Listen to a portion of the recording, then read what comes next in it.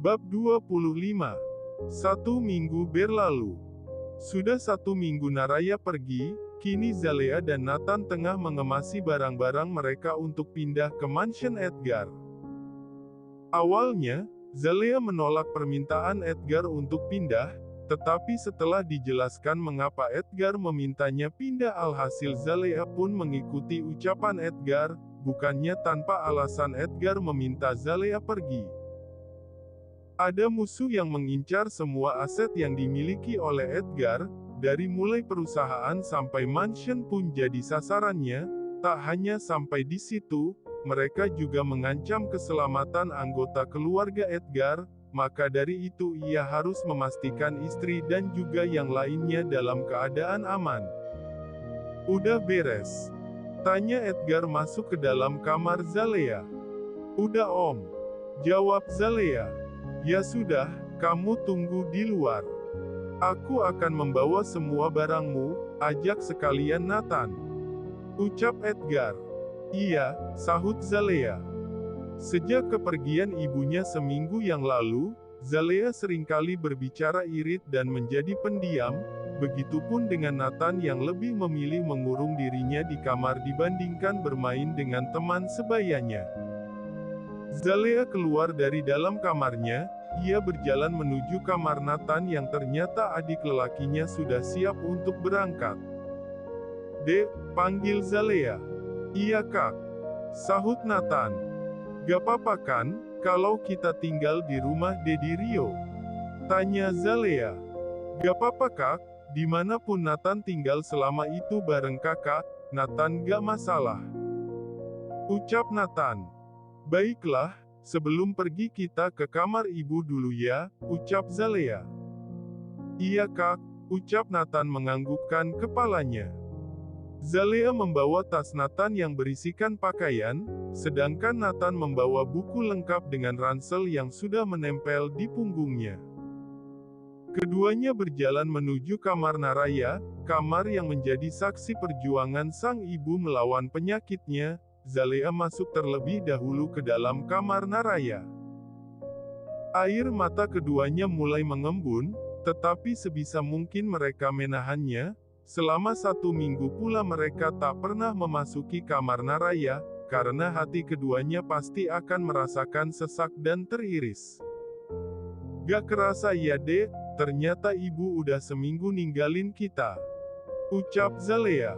"Iya Kak, sebelum pergi aku mau bawa foto ibu, buat jadi obat kalau aku lagi males belajar," ucap Nathan.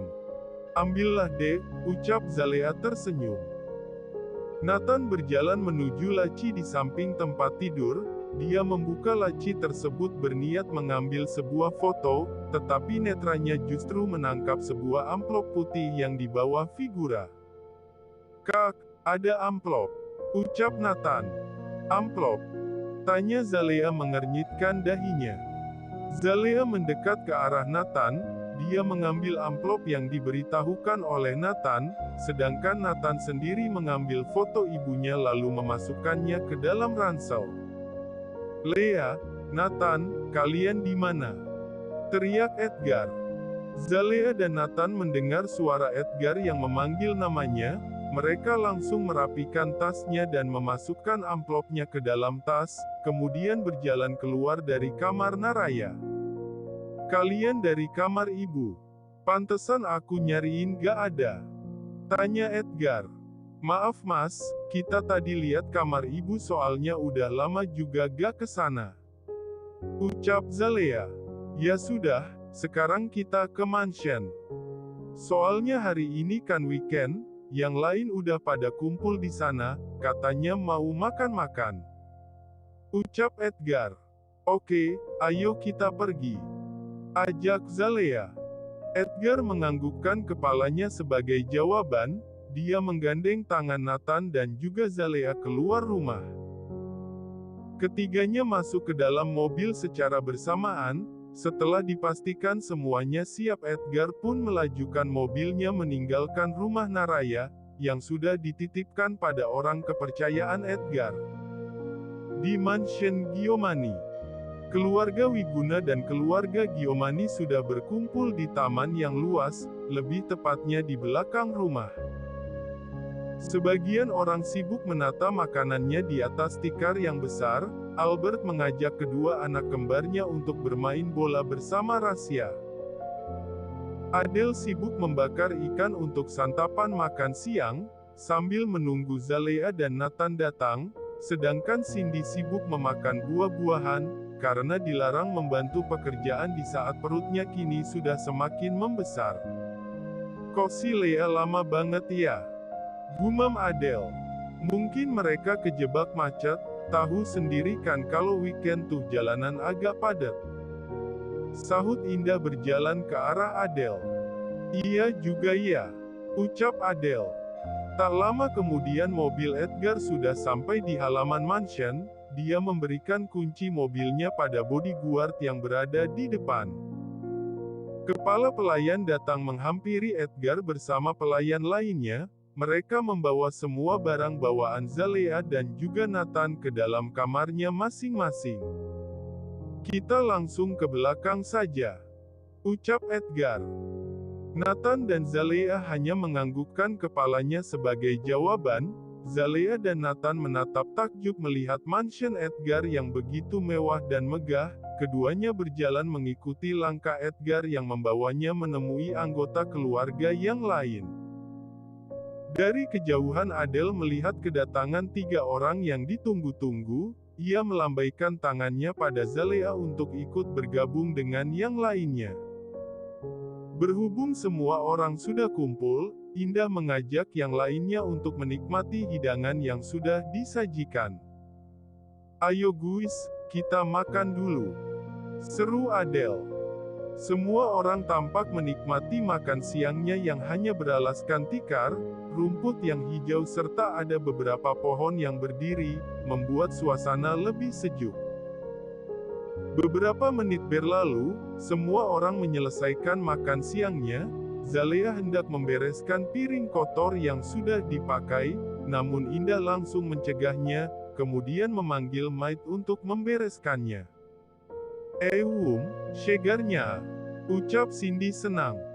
"Makan buah apa dek?" tanya Rasya. "Buah anggur, jeruk, stroberi, sama apel," jawab Cindy mengabsen semua buah-buahan yang ada di piringnya. "Ini, ada nanas, kalian mau gak?" ucap Rio menawarkan sepiring nanas pada yang lainnya. "Enggak ah Dad, takut keguguran," celetuk Edgar. "Biur. Uhuk." Leo dan Albert menyemburkan minumannya. Mereka sontak memelotot ke arah Edgar yang membuat keduanya tersedak air. "Najis," cibir Rasya. "Lambemu Ed," protes Albert. "Perutmu emang buncit bos, gak mungkin cuman gara-gara makan nanas jadi keguguran, dasar pa," omel Leo. Entah mengapa Zalea terkekeh mendengar celetukan Edgar. Sudah lama Zalea terlihat murung dan irit bicara, tetapi sekarang semua orang melihat ia tersenyum kembali.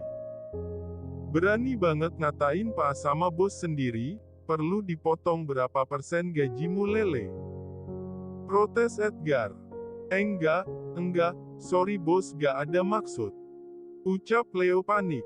"Urusan gaji aja, langsung ciut," ejek Edgar. "SSSTT, jangan berisik. Si kembar mau tidur, awas aja ada yang ganggu," ucap Adele menempelkan jari telunjuk di mulutnya. Si kembar sudah mulai mengantuk karena kekenyangan. Setiap sudah makan dan meminum ASI bisa dipastikan si kembar akan menjelajahi mimpi. "SSSTT, diem semuanya. Jangan sampai si madam tantrum, aku gak mau kena imbasnya," ucap Edgar pelan. "Apalagi ini bahasanya. Tantrum. Hahaha, dasar om-om stres," batin Zalea. Zalea menutup wajahnya menggunakan kedua telapak tangannya. Sungguh dia tidak habis pikir celetukan Edgar mampu membuat perutnya tergelitik. Tertawa dalam diam itu sangat menyiksa. Wajah Zalea sampai memerah dibuatnya. Sedangkan untuk yang lain celetukan Edgar sudah menjadi hal yang biasa jika sudah berkumpul bersama.